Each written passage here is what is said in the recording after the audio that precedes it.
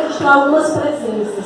A do vereador Honorato, do PP, queria registrar a presença do gabinete do deputado federal Bira do Pindaré, a presença da companheira Adriana, presidente da CUT. Se alguém mais quiser registrar a presença, por favor, levanta a mão que a gente diz aqui, tá? E aí chegou o momento de anunciar, né? Dizer que eu entendo que está muito quente, mas eu entendo também que é o calor humano, que é fruto da nossa força e da resistência. Em aquela escola, porque também teve corte de verba. Dos estudantes da Federal Fluminense que paralisaram, da Federal do Rio de Janeiro, dos estudantes que têm feito assembleia em todas as universidades do país para garantir a resistência no dia de amanhã. Estamos imbuídos da força dos estudantes que fizeram um aulão unificado aqui na última sexta-feira no Odilo Costa Filho. É esse calor que nós estamos aqui sentindo nesse momento. É o calor humano, é o calor de quem acredita em nossas próprias forças, porque acreditar na força é apostar na esperança, e apostar na esperança é acreditar que nós podemos derrotar o neofascista de Bolsonaro e dizer que não vamos aceitar que cortem as verbas da nossa universidade. Queremos dar um recado em alto e bom som, dizer para eles que se eles não nos deixam sonhar, nós não os deixaremos dormir. E é essa força que nós vamos paralisar o Brasil amanhã, para defender a educação pública, gratuita e de qualidade. E nesse momento eu quero chamar o companheiro Guilherme Bois para dar a sua palavra.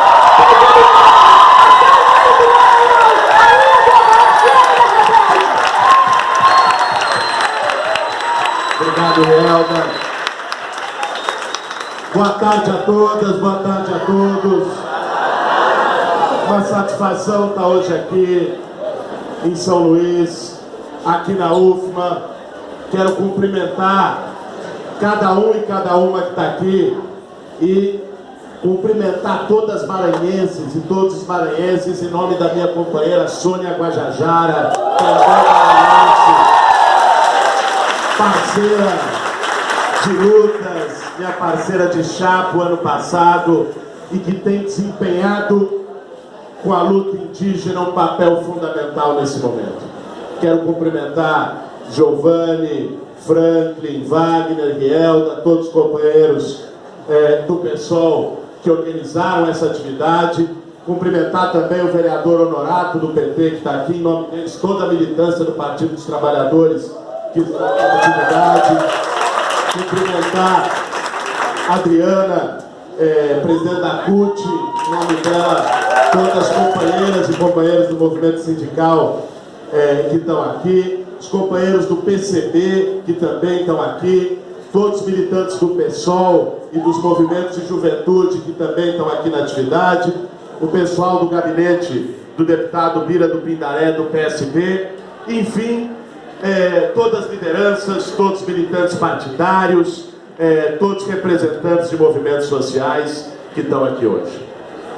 Olha, gente, a gente se encontra aqui hoje, nesse calor humano, nesse encontro bonito, mas também num momento muito grave para o nosso país.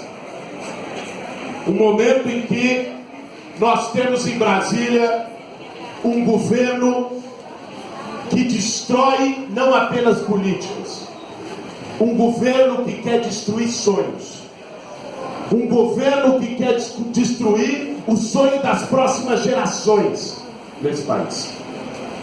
Quando se mexe com a educação, nós estamos falando de gerações.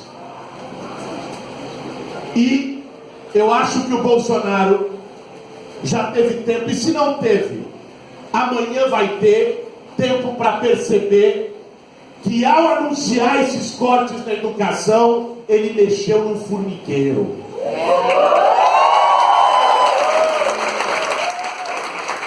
E da maneira mais hipócrita possível. Eles fizeram um corte na educação alegando problema orçamentário. Foram 7 bilhões e 400 milhões de reais cortados.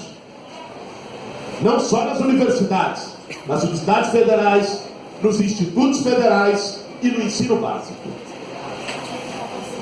Aí a gente vê esse mesmo governo que está alegando problema de orçamento dizer uma semana antes que vai pagar 40 milhões em em emenda parlamentar para cada deputado que votar a favor da reforma da Previdência.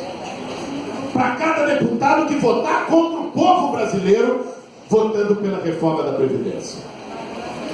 Vejam, basta a gente fazer a conta. 40 milhões de reais por deputado. Eles precisam de 308 votos. Isso dá mais de 12 bilhões de reais. Quase o dobro do que cortaram na educação alegando problema orçamentário. Então vejam, a questão não é matemática, a questão não é técnica, a questão não é de contabilidade, é um projeto político. Darcy Ribeiro, saudoso Darcy Ribeiro, já dizia há 40 anos atrás que a destruição da educação pública no Brasil era um projeto. E que se o Brasil não construísse escolas, ia construir presídios. Dito e feito. E esse projeto é um projeto que quer fazer a gente andar para trás nas conquistas que aconteceram nesse país. Conquistas que poderiam ter sido maiores, mas que mesmo assim permitiram algum grau de democratização no ensino superior. Quando vem um ministro da educação, aquele Vélez, que a gente achou que não podia ter pior, aí de repente veio o novo. Eu acho que se tem alguma coisa que a história toda está nos ensinando nesses últimos anos aqui no Brasil, é que o poço sempre tem um fundo mais embaixo. Quando a gente acha que não pode piorar, quando a gente acha que Temer era o pior que tinha, vem Bolsonaro. Quando a gente acha que depois do Vélez não podia vir nada pior, vem esse Weintraub.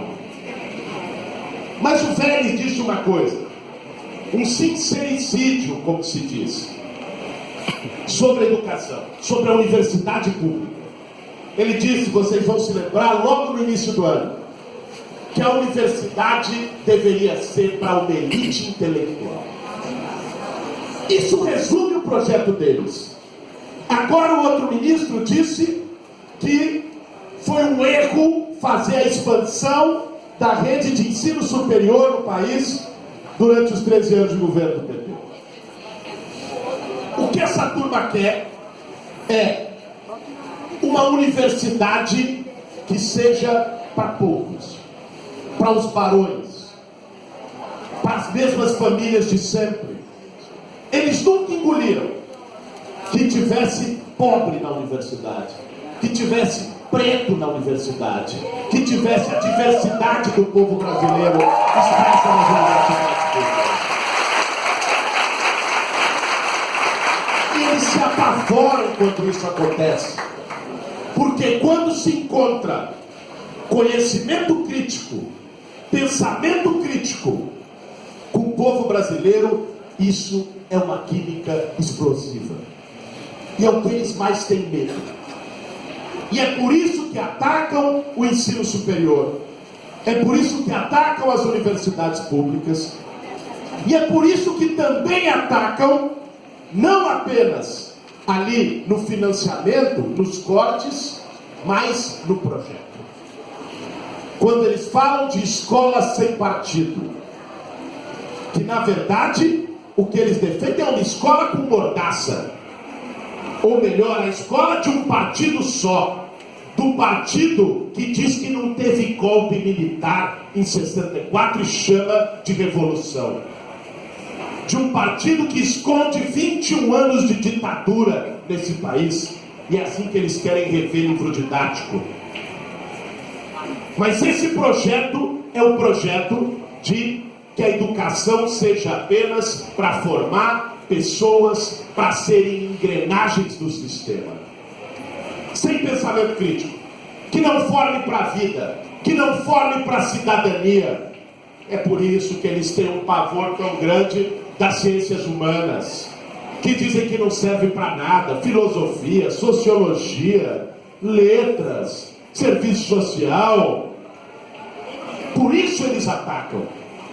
porque temem uma formação que seja feita com espírito crítico.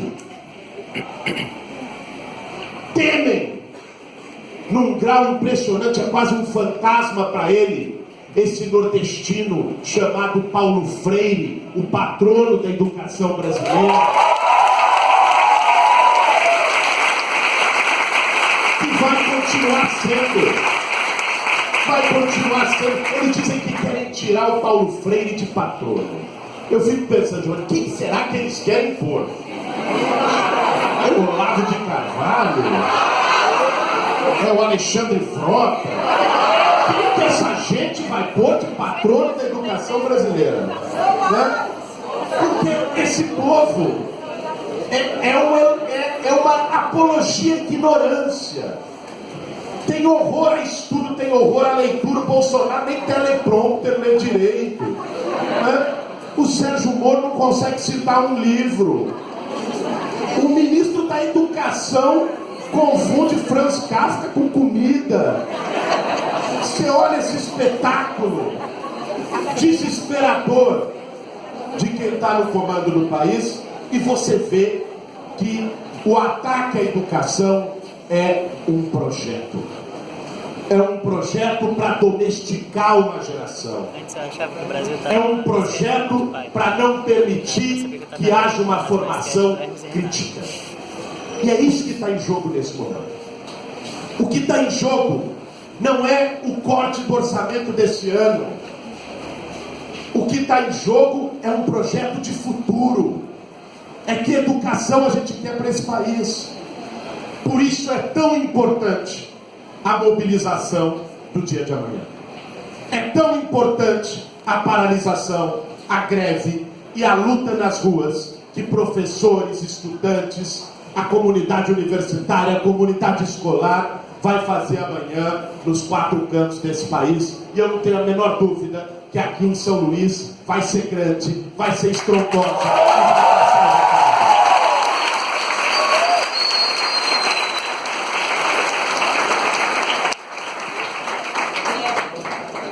E vejam, quando aqui se juntam centenas de pessoas numa universidade pública para discutir a situação do país, quando se juntam em vários cantos do Brasil, como tem acontecido, eu passei nos últimos 40 dias em 14 estados desse país, em universidades, em institutos federais, em bairros, periferias, movimentos sociais, para conversar sobre a reforma da Previdência e sobre o projeto que está em jogo.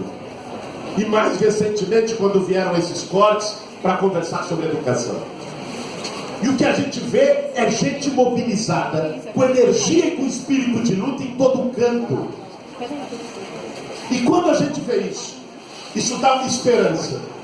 Ou melhor, isso dá uma convicção de que o projeto deles vai encontrar uma muralha, vai encontrar uma barreira. Um encontro desse aqui diz o seguinte recado: nós não vamos aceitar menos vagas, nós vamos exigir mais vagas. Nós não vamos aceitar menos negros, nós vamos exigir mais negros nas universidades. Nós vamos exigir mais LGBT nas universidades. Nós queremos mais quilombola, mais indígena, mais favelado nas universidades. Essa é a batalha, essa é a energia que está aqui hoje. E não adianta, né, atacar, tentar desmoralizar, vir com fake news. A ficha já está caindo para muita gente. Para gente, inclusive, que há 6 meses atrás estava iludida, acreditando que Bolsonaro poderia ser uma mudança para o Brasil, poderia ser uma renovação, poderia mudar a política, poderia melhorar a vida das pessoas. Teve gente que acreditou nisso sinceramente. E essas pessoas estão começando a perceber que é uma barca furada, que esse projeto é um projeto de destruição nacional. E não é só na educação. É um projeto de destruição no longo prazo, em todas as áreas. Não são 4 anos que estão em jogo, são décadas que estão em jogo. Isso aumenta a nossa responsabilidade.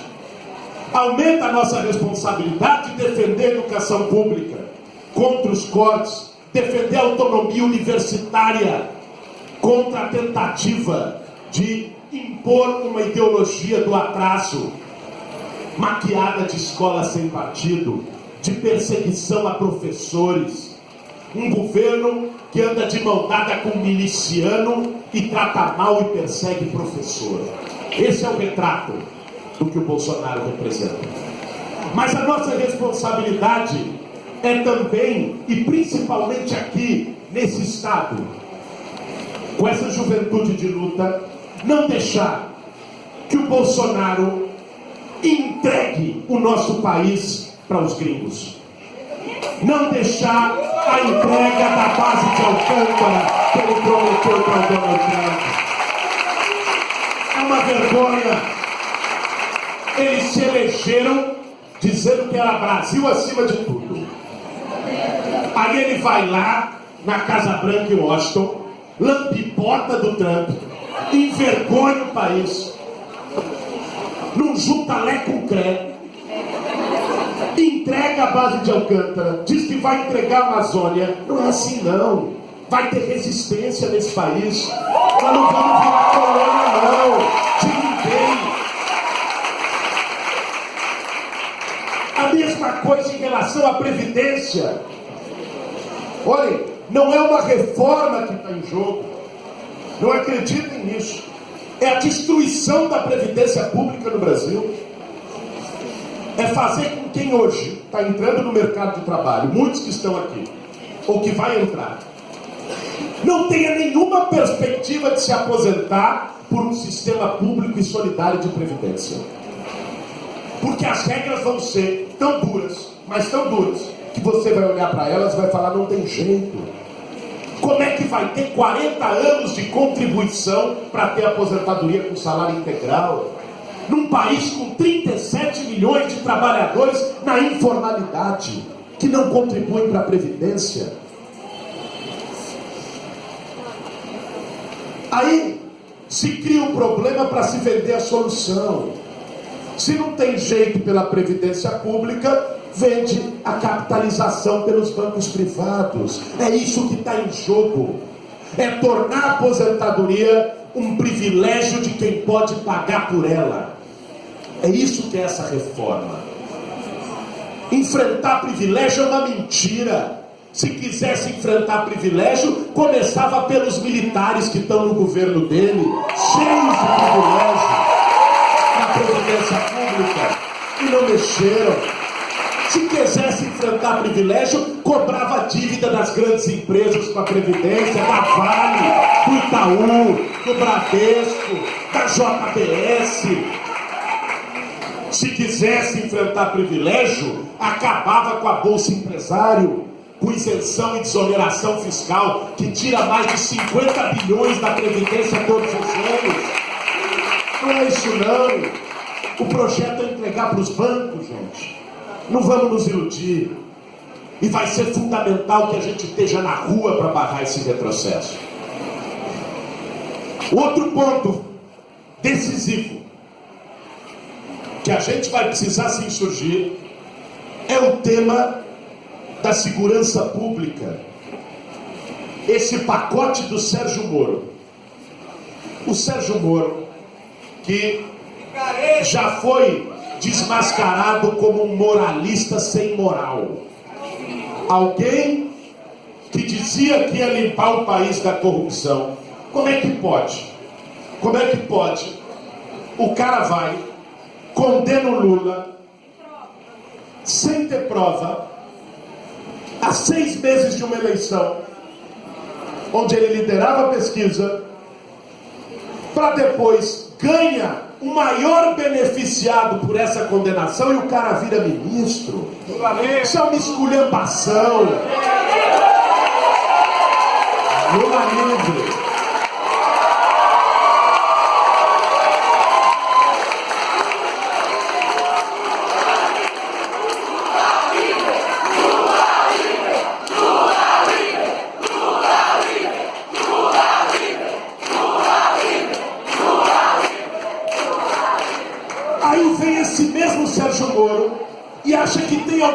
liberdade para botar ordem na casa. Faz um pacote de segurança pública sem vergonha, que a única novidade que tem é liberar de vez, é dar salvo-conduto para a polícia matar pobre preto nas periferias sem ser investigado por isso. Sem dúvida, todos os setores mais vulneráveis. E aí fazem um decreto para liberar arma no país, para privatizar a segurança pública, porque é isso que está em jogo, e transformar esse país num bang-bang. Onde é que já se viu achar que dar arma na mão das pessoas vai melhorar a segurança pública? O que vai melhorar é o lucro da Taurus e das empresas de arma que sustentaram a campanha do Bolsonaro. Isso sim, a segurança pública não vai. Ao contrário, a maior parte dos homicídios desse país são frutos de armas desviadas do comércio legal e levadas para o comércio ilegal de armas. Tendo mais armas nesse comércio, mais armas em circulação, mais desvio de armas, mais homicídios no país. Você vai continuar disparando sozinha. Essa turma é a turma da morte. E é um projeto que está ceifando vidas. Por isso, eu queria aqui, rapidamente, falar para vocês de desafios importantes que nós temos nesse momento, para derrotar esse projeto do atraso, para derrotar o retrocesso que essa turma representa. O primeiro desafio que está colocado para todo o campo progressista, para todos os que se preocupam com o futuro desse país e não querem entregar o futuro a essa gente inconsequente que sequestrou o Palácio do Planalto, é o desafio da gente ter muita unidade. Nós precisamos estar juntos para enfrentar e para derrotar o retrocesso. Vejam, na esquerda brasileira existe diferenças, existe diversidade, e é bom que exista. É bom que não tenha um pensamento único, é bom que tenham correntes de pensamentos diversas. Isso tem que ser mantido e valorizado. Agora, num momento como esse, nós temos a responsabilidade histórica de saber que aquilo que nos une é muito maior do que aquilo que nos divide.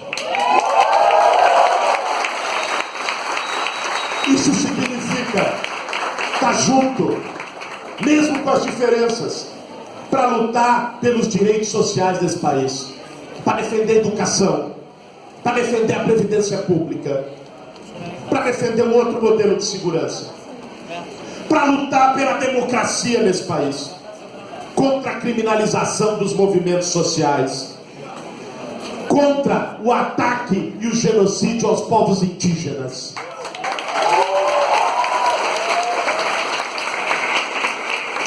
Existem duas bandeiras democráticas no Brasil que hoje são muito simbólicas e fundamentais de serem levantadas. Uma dessas foi colocada aqui pelo Franklin na sua intervenção inicial, que é a bandeira de justiça por Marielle Franco. E olhem, às vezes as pessoas dizem: vocês acham que a vida da Marielle vale mais do que outras? Vocês só ficam falando da Marielle e morre um monte de gente todos os dias.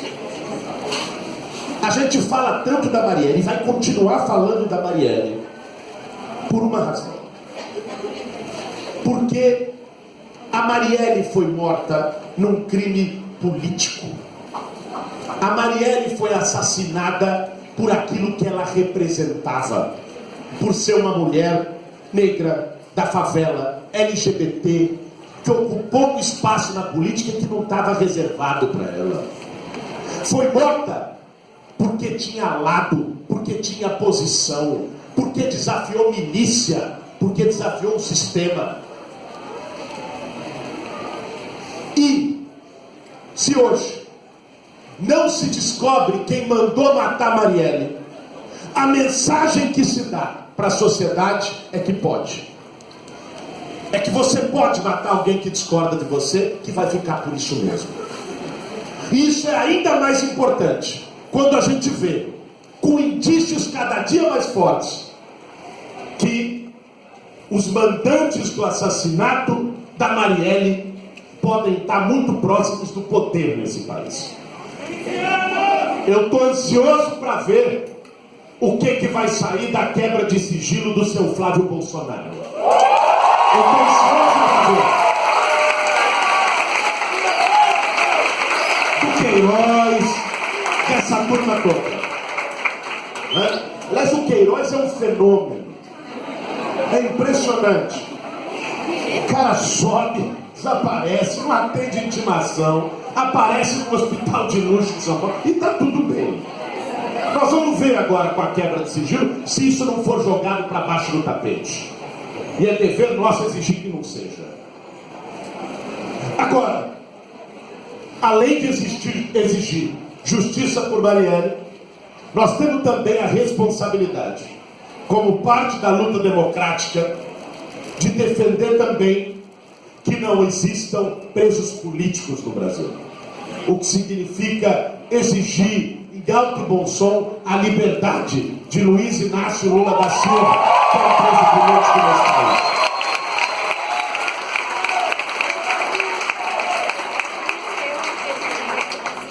A gente sabe, isso está evidente. O Lula foi preso numa farsa judicial para tirá-lo das eleições. E segue preso por esse processo. Nós não podemos admitir isso. E essa não é uma questão de partido, não é uma questão de ser do PT, não é uma questão sequer de concordar com as ideias do Lula. É uma questão de defender a democracia no Brasil. E por isso essa bandeira tem que ser levantada como parte da nossa unidade. O segundo desafio que eu queria colocar aqui é o desafio que nós temos em apresentar uma alternativa para esse país. Não basta a gente fazer oposição. Não basta a gente resistir aos retrocessos. A gente precisa dizer aonde a gente quer chegar. A gente precisa resgatar a esperança do povo brasileiro num outro projeto de país. E vamos aqui, porque a esquerda também tem que ter a humildade de reconhecer os seus erros. Isso é imprescindível. A gente falar de esperança e de projeto não é olhar para o espelho retrovisor e dizer que o futuro vai repetir o passado, porque não vai e não pode. Se o Bolsonaro ganhou essa eleição no ano passado, fazendo um discurso que era alguém de fora do sistema, contra tudo que está aí, em parte ele ganhou essa eleição porque a esquerda foi perdendo a capacidade de despertar esperança nas pessoas, de mobilizar o desejo das pessoas por uma nova sociedade. Nós temos o dever de resgatar isso, de falar do nosso projeto, de não desistir dos nossos sonhos, do sonho de uma sociedade com igualdade de oportunidade para todos, onde 1% não tenha mais que os 99%, de uma sociedade que hoje não devia estar discutindo reforma da Previdência para tirar direito de aposentado e botar BPC de R$400, mas que devia estar discutindo reforma tributária para taxar grandes fortunas, taxar grandes heranças, taxar lucro de banco. Nós não podemos desistir dos sonhos, do sonho de uma sociedade com um outro modelo de desenvolvimento, onde o lucro não esteja acima da vida, onde a gente não tenha que assistir novas tragédias anunciadas como em Mariana, como em Brumadinho, onde o agronegócio não possa tudo, não passe por cima dos povos, não envenene a nossa comida, os rios, não destrua as florestas, em nome do lucro de uns poucos. Nós temos que discutir um outro modelo para esse país. Nós temos que discutir um projeto de sociedade onde as mulheres tenham os mesmos direitos que os homens, com igualdade salarial, e inclusive, porque a gente não pode fugir de polêmica, com o direito de decidir sobre seus corpos.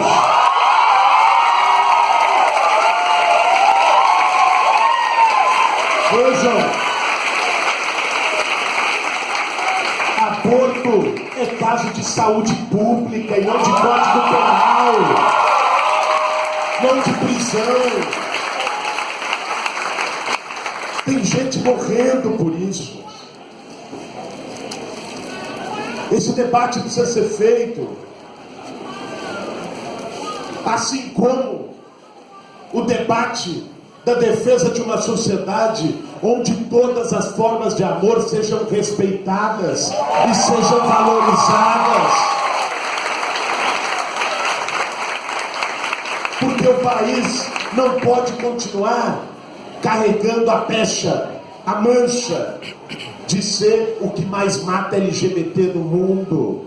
Isso não é uma questão secundária, são vidas que estão em jogo.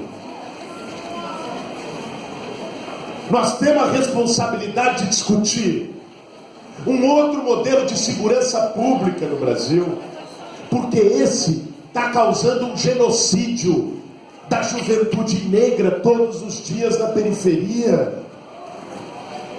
Um modelo de polícia diferente, baseado na prevenção e na inteligência, e não na repressão, no tiro. De uma polícia desmilitarizada, como é na maior parte dos países do mundo.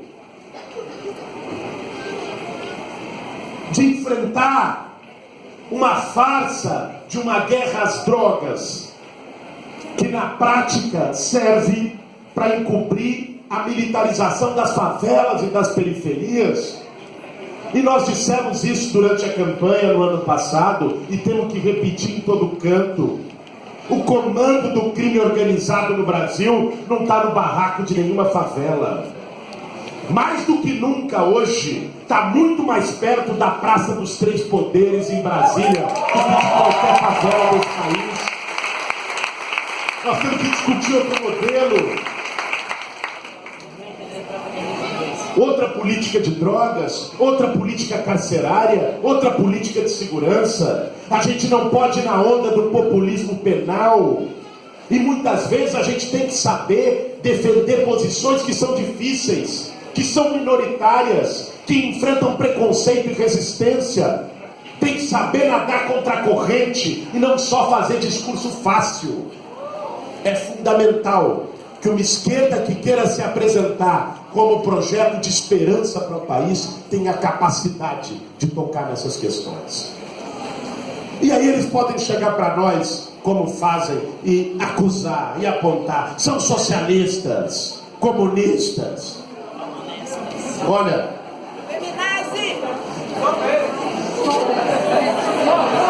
é exatamente esse o ponto.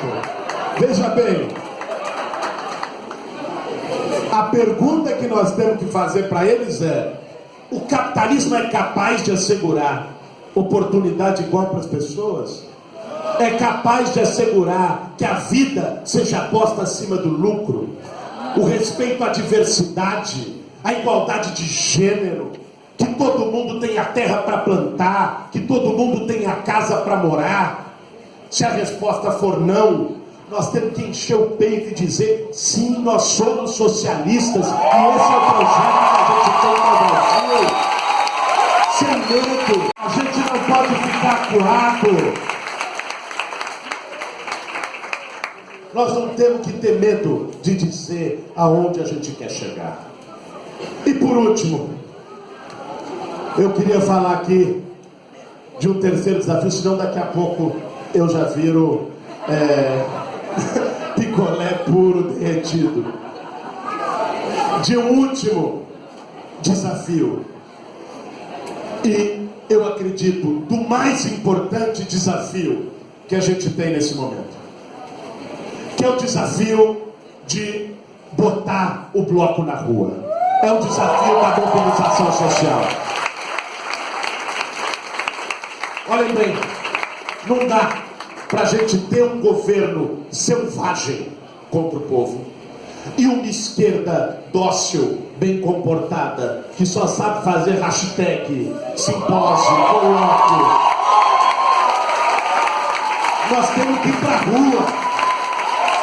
Nós temos que nos mobilizar, tomar as ruas desse país.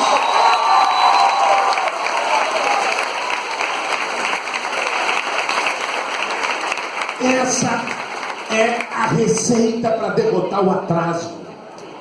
É importante. O trabalho que a oposição está fazendo no parlamento é fundamental. Mas lá nós somos minoria. Aqui a gente pode ser maioria. Por isso é tão importante, num momento como esse, a gente se organizar. É tão importante um encontro lindo como esse que nós estamos fazendo aqui, que reforça as nossas energias, que faz com que a gente perceba que não está sozinho, mas com que esse momento não se esgote hoje, com que esse momento tenha continuidade. Por isso que o Simões falou aqui das listas, para a gente manter contato, trocar materiais, chamar lutas, com que esse momento se desdobre amanhã em grandes manifestações, na greve da educação. É fundamental que a gente tome as ruas desse país. Isso significa ter um compromisso e ter um esforço de também retomar a prática do trabalho de base, retomar o esforço de botar o pé no barro e falar com as pessoas, não só ficar pregando para convertido. A gente tem que ter a capacidade de quebrar os muros, de falar com quem não está convencido ainda. Isso é essencial. Eu me lembro da eleição do ano passado, no segundo turno, teve uma iniciativa muito bonita, que foi o vira-voto na reta final, para tentar derrotar o atraso. Agora, o vira-voto não pode acontecer só em véspera de eleição. Aquele espírito de montar banquinha, de falar com as pessoas, esse espírito tem que ser cotidiano nosso. Nós temos que fazer agora um vira-voto da Previdência, para poder trazer as pessoas contra a reforma da Previdência, mostrar para o povo o que está acontecendo, para que essas pessoas pressionem os deputados que elegeram, as deputadas que elegeram, a não votarem pela destruição da aposentadoria. Porque é isso que vai criar condição para que a gente retome as ruas. E eu vou dizer para vocês, o que eu tenho percebido agora, andando pelo Brasil, é que o medo está mudando de lado. Eles ganharam a eleição com medo. Agora eles estão governando com medo, porque eles perceberam que alguma coisa pode despertar do lado de cá. Aquilo que parecia há 6 meses atrás que era terra arrasada, que não ia ter espaço para resistência, que as oposições iam ser destruídas e varridas, aquilo que desanimou tanta gente, esse cenário está virando, esse cenário está mudando. A esperança começa a aparecer no horizonte e começa a apontar que tem possibilidade real de, pela luta, pela organização e pela mobilização, a gente virar esse jogo. Quando terminou a eleição, aqui no ano passado, perguntaram para o Mujica o que ele achava e o que ia acontecer no Brasil. E o Mujica, com toda a sua sabedoria, disse: nenhuma vitória é definitiva e nenhuma derrota é definitiva. essa mensagem de esperança já começa a se realizar. As universidades estão se levantando, os institutos federais estão se levantando, os estudantes estão se levantando, os sem-teto estão se organizando, os trabalhadores começam a se mexer para construir uma grande greve geral no dia 14 de junho para derrotar essa reforma da Previdência.